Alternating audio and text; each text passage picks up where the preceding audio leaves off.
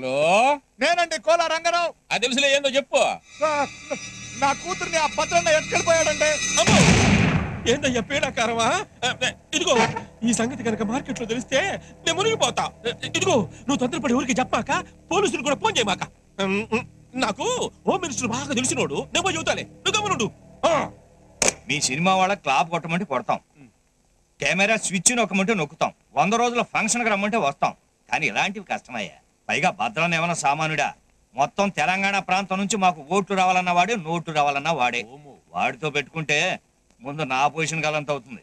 అలా కాదండి, ఆ అమ్మాయి జీవితం ఏమీ కాదయ్యా, 4 రోజులు కళ్ళు మూసుకోండి, మొద్దు రేఖ వాడు వదిలేస్తాడు. బాబాయ్, అది నా కూతురండి.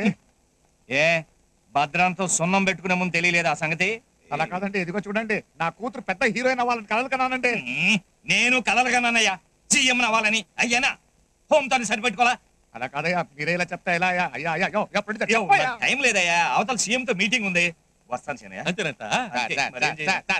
చెప్పవయ్యా. అయ్యా అయ్యా అయ్యా అయ్యా వెళ్ళిపోయా. అయ్యా మినిస్టర్ గారు కాళ్ళు పెట్టుకుంటానండి. అయ్యా అయ్యా జీవితం అంటే ఏడా నాకు కూతుందంటే అని చెప్పేస్తానండి. అయ్యా అయ్యా అయ్యా. హలో హలో హలో, ఆగండి. హలో హోమ్ మినిస్టర్ తెలుసన్నా వెళ్ళిపోతున్నారు. ఇప్పుడు నా కూతురు ఎవరు తెస్తారయ్యా? నీకేవులయ్యా, నువ్వు పోయినా రాదా? అయ్యి బాబాయ్, భద్రండి అని చెప్పేస్తాడు. నాయనా, నీ కూతుర్ని తెచ్చుకోవడానికి నువ్వే భయపడి వస్తా ఉంటే ఇంకెవరయ్యా దిక్కుదానికే? అడుగు.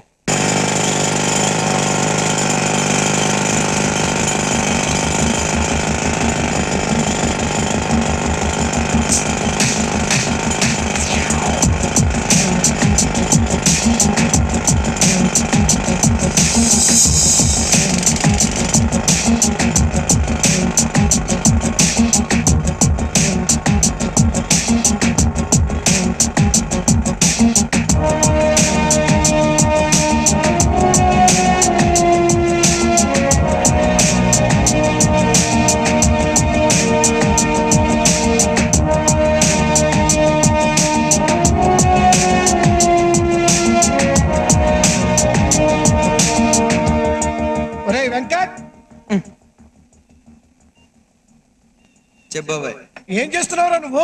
ఎంత డేంజరస్ పొజిషన్ లో ఉన్నావో తెలుస్తుందా నీకు? ఏంటి టెలిస్కోప్ లో చూస్తున్నావా? వేరే పనేం లేదా నీకు? అయినా ఇంట్లో కూర్చోక ఎందుకు నీకు ఏజ్ లో? నా ఏజ్ గురించి మాట్లాడావంటే వాయించేస్తాను.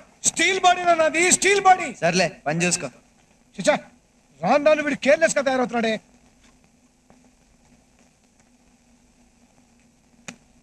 వీడికి ఎలా చెప్తే అర్థమవుతుందో అర్థం కావట్లేదు.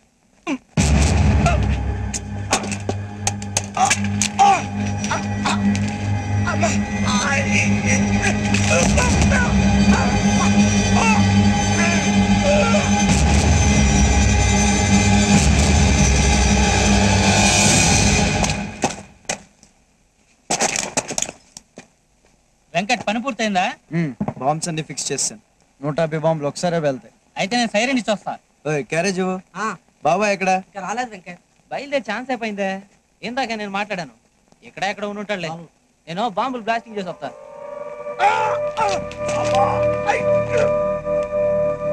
బాబాయ్ బాబాయ్ బాబాయ్ బాబాయ్, రెస్పాన్స్ లేదేంటి బాబాయ్?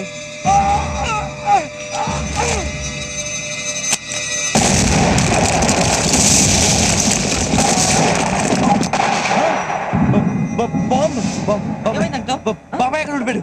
బాబాయ్ అలా కుదరదు వెంకట్.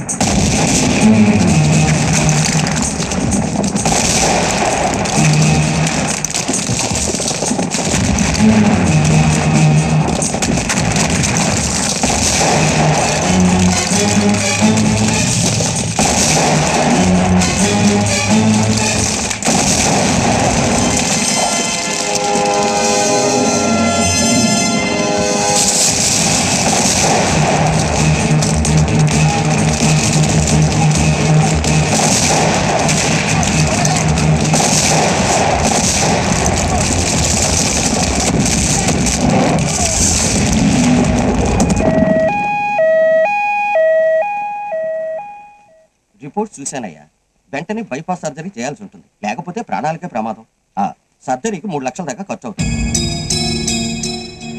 ఏమిటి ఆలోచిస్తున్నావు?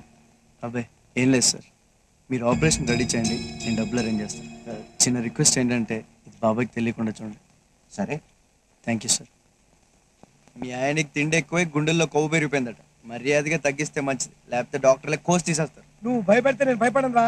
జీడిపప్పు పాకం తింటాం మాత్రం అన్నావు. నువ్వేం తినాలో ఏం తినకూడదో రిపోర్ట్లు వచ్చాక డాక్టర్లు చెప్తారు, అంతవరకు మూసుకో.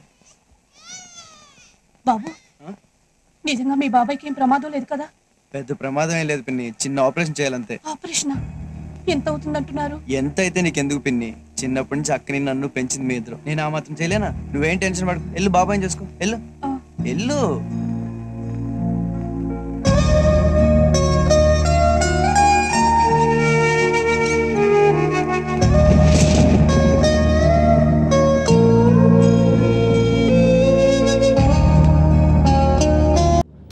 ఈ రోజు కూడా వర్కౌట్ కాలా. కాసేపు బ్లైండ్ ఆడొచ్చుగా. బ్లైండ్ ఆడడానికి నాకు నీలా పొగరలేదు బావా. ఫిగర్ లేని ఆడది, పొగర్లేని మగాడు వేస్ట్. అయినా 5,000 తెచ్చి 10,000 పట్టుకెళ్ళిపోవాలనుకున్న నీకు, కొట్టే ₹1 కోటి కొట్టాలనుకున్న నాకు, అనూకి ఆట పంపుకున్నంత తేడా ఉంది.